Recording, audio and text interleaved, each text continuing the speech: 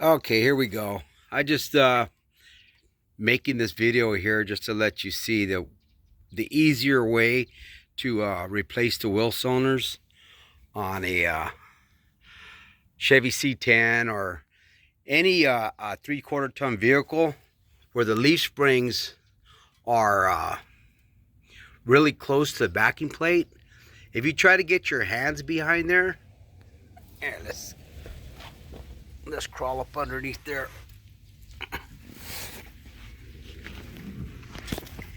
If you try to get your hands up underneath here to get the two bolts out,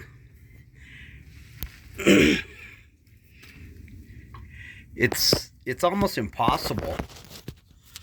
I mean, you can loosen them up, but when it comes to time to put them back in,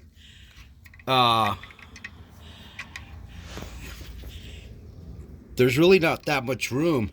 You see how I can get my hand in there now?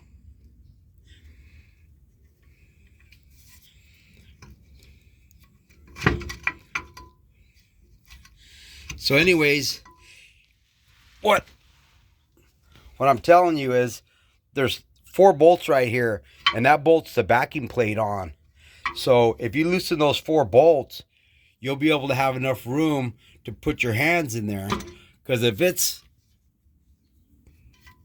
like that, you cannot start the bolts. There just ain't no room in there.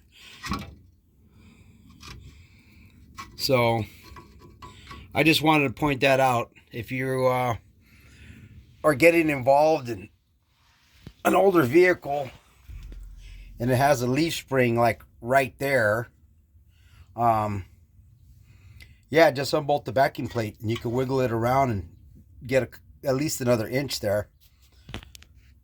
All right, have fun.